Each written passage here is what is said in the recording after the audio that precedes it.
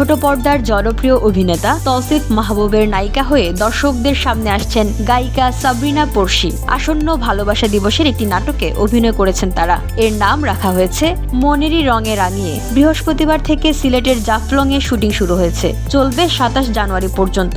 গল্পের প্রয়োজনে নাটকটির শুটিং জাফলংয়ের প্রাকৃতিক সৌন্দর্য হচ্ছে বলে জানান প্রযোজক মোহাম্মদ মুস্তফা কামাল রাজ। মনেরই রঙে রাঙিয়ে লিখেছেন ও পরিচালনা করেছেন KM সোহাগ রানা। নাটকের গল্প প্রসঙ্গে তিনি বলেন, যেহেতু ভালোবাসা দিবসের উপলক্ষে এটি বানাচ্ছি, সেক্ষেত্রে প্রেমের গল্প তো বটেই, একই সঙ্গে এটি প্রেম জেগে ওঠার গল্প। নাটকটিতে আরও অভিনয় করেছেন MNU রাজু, মাহমুদুল ইসলাম মিঠু, সাদনিমা সহ অনেকে। নাটকটির চিত্রগ্রহণ করেছেন ফুয়াদ বিন আলমগীর। শুধু অভিনয় নয়, মনের রঙে রাঙিয়ে নাটকের জন্য নতুন একটি গান গেয়েছেন পড়শি। এতে দ্বৈত কণ্ঠ দিয়েছেন ও এর সুর ও সঙ্গীত করেছেন আরফিন রুমি। গানটি লিখেছেন রবিউল ইসলাম জীবন। ভালোবাসা দিবস উপলক্ষে সিনেমাওয়ালা ইউটিউব চ্যানেলে মুক্তি পাবে মনেরই রঙে রাঙিয়ে। VOD Bangla news desk.